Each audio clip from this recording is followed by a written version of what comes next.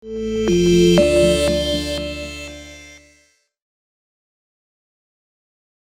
Erik, terima Sore, kasih Bu. buat waktunya. Sore, Bapak Bu. Erik sudah mau memberikan kesempatan untuk memberikan kesaksian, pengalaman hidup, perjalanan hidup bersama dengan Tuhan. Bapak Erik ini pernah mengalami sebuah kecelakaan yang sangat tragis dan sempat untuk mengalami kritis, dan nanti beliau yang akan menceritakan lebih lengkap lagi. Saya berikan kesempatan buat Pak Erik buat menceritakan bagaimana kronologisnya, kapan kejadiannya, dan sampai terjadi mujizat seperti hari ini yang dialaminya. Silakan Pak Erik. Baik, jadi di tanggal 23 Juni itu, tanggal yang tidak pernah saya lupakan itu,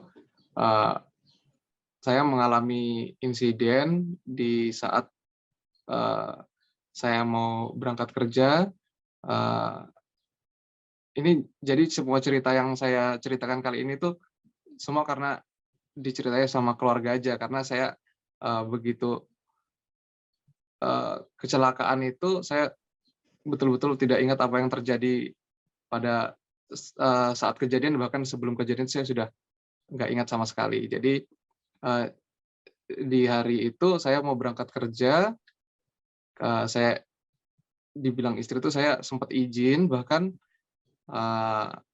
pamit berangkat kerja, terus tidak lama kemudian istri dapat info dari rumah sakit, katanya harus segera ke ICU untuk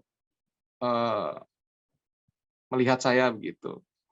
Jadi singkat cerita itu yang terjadi itu ternyata saya kecelakaan tunggal, ada bolong di jalan, terus kemungkinan saya agak cepat jalannya sehingga saya menabrak lubang yang kemungkinan agak dalam itu, terus saya terjatuh dan kepala saya membentur jalan sehingga hampir seluruh kepala saya itu mengalami cedera. Jadi kalau dilihat di CT scan itu semua sudah retak semua, bahkan ada beberapa yang peot begitu. Namun mujizat Tuhan, semua itu terjadi, tapi cerita yang Tuhan buat itu beda dengan apa yang seharusnya. Kalau vonis dokter itu kan udah parah banget itu kejadiannya, kepalanya juga udah buruk sekali. Jadi Oke, jadi selain kepala, ada cedera yang lain lagi, anggota tubuh yang lain? di tulang klavikula ini ada yang patah, ada dicangkok juga sampai sekarang masih belum dilepas juga pennya. Terus jari juga ini kebetulan sudah lepas pen. Itu aja sih Bu kalau tulang-tulang yang patah. Oke. Pada saat itu juga setelah saya jatuh, kabarnya tidak lama berselang ada dokter yang lewat bersama para perawatnya untuk datang, dan mereka itu kebetulan sebenarnya. Jadi saya jatuh itu sebenarnya nggak ada yang manggil dokter, tapi tidak lama ada dokter yang lewat, dan mujizat Tuhan justru terjadi sejak awal itu. Jadi dokter dan tim perawat itu yang mengambil saya untuk mengangkat saya ke rumah sakit begitu. Nah, terus saya di UGD rumah sakit itu dipindah ke ICU. Di Bontang itu saya tidak sadar selama 2 hari itu. Saya betul-betul ditanganin. Yang kebetulan yang menangani saya itu juga ternyata teman di sekolah juga. Jadi dia karena dia merasa saya ini temennya, jadi betul-betul saya dipantau 24 jam sama dia, sampai dia pun yang mengantar saya ke Samarinda untuk saya ditindaklanjuti lebih serius lagi gitu.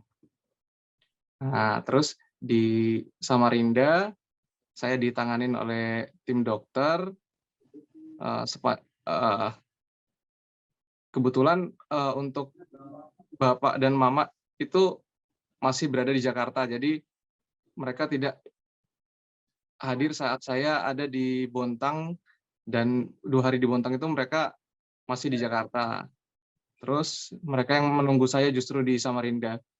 Nah, ketika saya nyampe di Samarinda, saya langsung ditangani tim dokter, mereka terus membawa saya dalam doa, bahkan dari saudara yang di Jakarta itu, Namboru itu, bersama teman-temannya terus mendoakan saya juga, dan selama 6 hari itu saya nggak bisa merasakan apa-apa karena infonya kesadaran saya itu rendah sekali.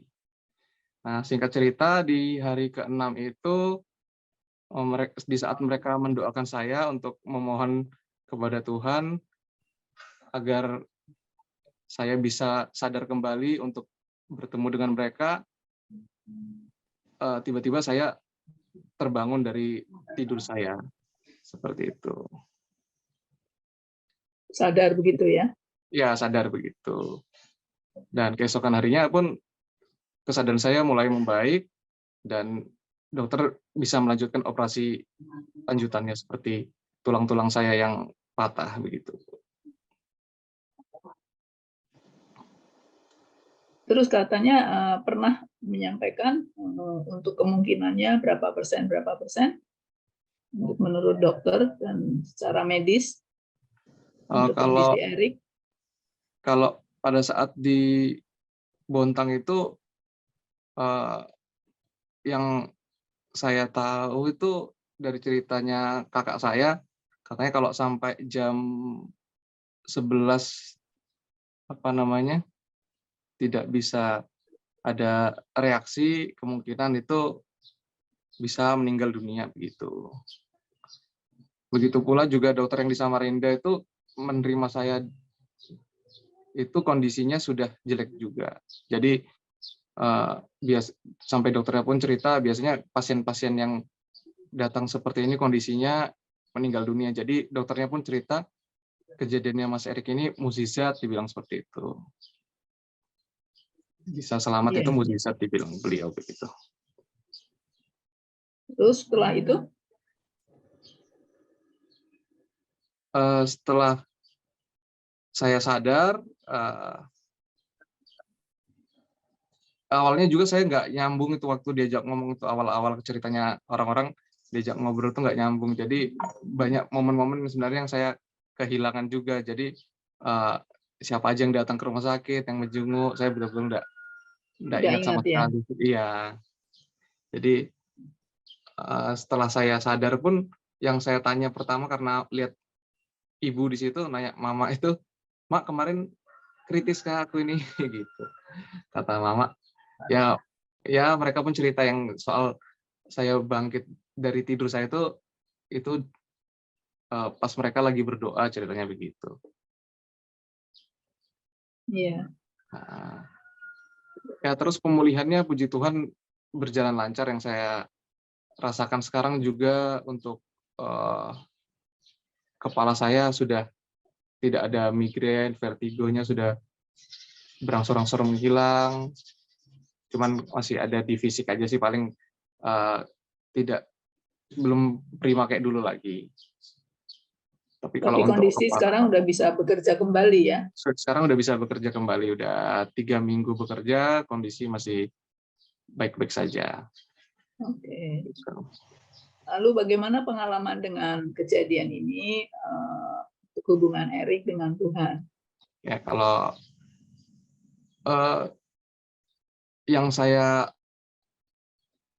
pengalaman saya dengan Tuhan itu sebelum kejadian ini, saya bukan orang yang baik-baik saja dalam beragama. Saya rasa saya itu juga berdoa kadang bolong-bolong, baca Alkitab juga yang sampai sekarang belum tamat-tamat. Tapi ternyata Tuhan itu simbol kasih sih menurut saya. Tuhan itu sendiri simbol kasih. Jadi dia tidak melihat saya ini bagaimana orangnya, tapi dia betul-betul mengasihi anak-anaknya gitu. Jadi justru itu yang membuat saya, kok Tuhan begitu baik sama saya kok. Saya untuk saya kebetulan kan majelis juga di gereja dalam bidang pekerjaan umum. Banyak juga tugas-tugas saya sebenarnya harusnya saya kerjakan, yang harusnya bisa saya selesaikan, itu banyak yang jadi PR buat saya. Jadi banyaklah yang saya justru mengecewakan Tuhan, tapi ternyata Tuhan tuh baik sama saya gitu. Jadi dengan kejadian ini justru harusnya menguatkan saya, mudah-mudahan saya menjadi manusia yang lebih baik lagi dan segera Amin. menyelesaikan semua tugas dan tanggung jawab saya bekerja buat Tuhan, itu aja. Yang paling dirasakan saat ini perubahannya apa, Erik, dengan Tuhan? Yang lebih mengasihi, yang lebih saya yang saya lakukan sudah pasti saya berdoa setiap waktu sih, Bu. Jadi dulu kan saya dalam setiap momen itu lupa berdoa. Sekarang bangun tidur pun saya berdoa, dan semua kegiatan yang mau saya lakukan itu saya bawa dalam doa aja sih, Bu. Jadi kalau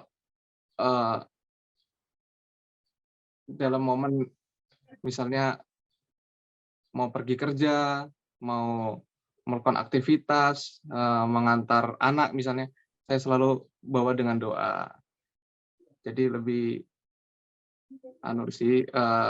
keinginan saya juga setelah saya sembuh ini, saya ingin bisa jadi berkat buat orang lain sih, Bu. Amin, amin, amin, amin. Apakah pesan-pesan Pak Erik buat pemirsa atau kan yang mendengarkannya saat ini? Buat yang sedang menonton video ini, saya mau mengungkapkan kesaksian saya bahwa doa itu punya kuasa. Jadi Tuhan Amin. itu pasti mendengar doa kita sih. Jadi mungkin kadang ada orang berpikir saya berdoa kok tidak didengar Tuhan, tapi ternyata tidak seperti itu. Jadi apa yang kita jadi pergumulan kita, bawa saja dalam doa, dan Tuhan sendiri itu kasih, Tuhan sendiri itu kasih. Jadi pasti Tuhan punya jawaban buat doa kita. Amin. Amin. Ya, jadi ternyata Tuhan tuh mengasihi bukan dengan melihat kondisi kita ya, Dia mengasihi memang mengasihi pribadi kita ya. Kita bersyukur punya Bapa yang begitu peduli dengan kondisi kita ya, apapun juga. Ya, terima kasih buat Pak Erik yang sudah memberikan kesaksiannya. Izinkan saya akan doa buat Pak Erik ya. Ya, baik. Bapak, kami bersyukur ya Tuhan, kami sudah boleh mendengar kesaksian, pengalaman, kebaikan Tuhan dan kasih Tuhan yang begitu luar biasa, dan mujizatnya masih terjadi sampai hari ini. Dan kami melepaskan Tuhan berkat pemulihan turun buat Erik di dalam nama Tuhan Yesus, sehingga seluruh kondisinya pulih secara sempurna dan total di dalam nama Tuhan Yesus.